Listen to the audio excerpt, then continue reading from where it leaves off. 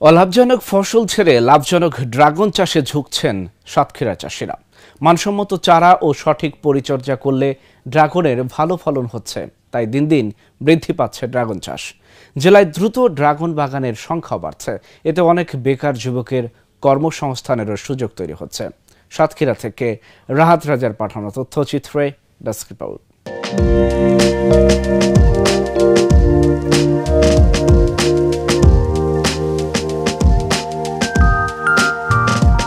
সাতক্ষীরায় গত বছর ১৩ হেক্টর জমিতে ড্রাগন চাষ হয়েছিল, বর্তমানে তা বেড়ে দাঁড়িয়েছে প্রায় ২৫ হেক্টরে।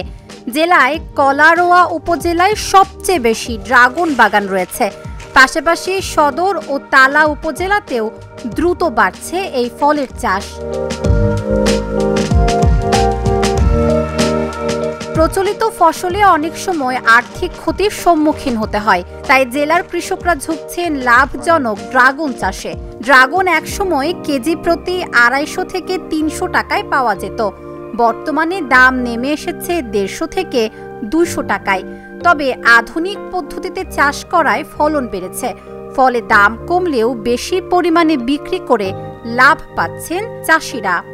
আগে আমি কুল চাষ করতাম, তারপরে দেখলাম না, কুলে আছে একটা ফসলে বছরে একবার হয়, এর ফলে নির্ভর থাকা খুব কষ্ট হয়ে যায়। তারপরে ড্রাগনে আসলাম, এবার দেখলাম যে না, এই ফসলটা ভালো, আপনার একটানা ফিরে আছে ৮ মাসের মতো হয় এবং লাইটিং করলে এটা ১২ মাস হয়।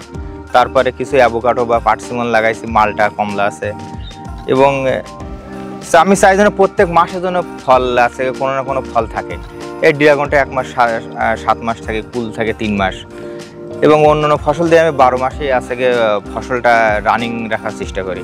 ড্রাগনের রোগবালাই তুলনামূলক কম হলেও পরিচর্যার খরচ বেশি, তবে মানসম্মত চারা ও সঠিক পরিচর্যা করলে কৃষকরা ভালো ফলন পাচ্ছেন। ড্রাগন কেটে প্যাকিং করে মাথায় করে বয়ে রাস্তায় নিয়ে গাড়িতে লোড দিয়ে ছেড়ে দিই, এ থেকে আমরা যে টাকাটা পাই আর কি, জনের মজুরি, যেটা এটা দিয়ে আমাদের সংসার ভালোভাবে চলছে। আমরা দৈনিক ৫০০ টাকা হারে মজুরি পাই। ড্রাগন বাগানগুলোতে কাজের সুযোগ পেয়েছেন অনেক বেকার যুবক। এখানে ২০ থেকে ২৫ জন বেকার যুবক কাজ করতেছে। এছাড়া দেখি যে আগে এক সময় এদের কাজের অভাবে এরা ফোন চালাইতো বা বেকারভাবে বসে থাকতো, এখন দেখি এদের কাজের মাধ্যমে এরা নিজেদের কর্মসংস্থানের সুযোগ তৈরি করছে বা হচ্ছে। এছাড়া কৃষিতে একটা অগ্রগতি ভূমিকা পালন করছে এরা। জেলা কৃষি কর্মকর্তা বলছেন, সাতক্ষীরা কৃষিতে সমৃদ্ধ একটি জেলা। এই জেলায় ড্রাগনের ভালো ফলন হওয়ায় চাষিরাও লাভবান হচ্ছেন।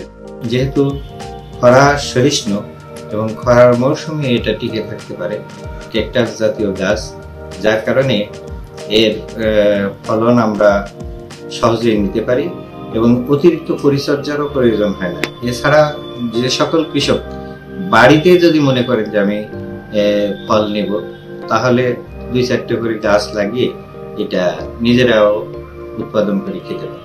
জেলায় উৎপাদিত ড্রাগন ফল জেলার চাহিদা মিটিয়েও রাজধানী ঢাকা সহ দেশের বিভিন্ন জেলায় সরবরাহ করা হচ্ছে। পরিকল্পিতভাবে ড্রাগন চাষ বাড়ানো গেলে এটি হতে পারে জেলার সম্ভাবনাময় অর্থকরী ফসল। Dhaka journal news desk.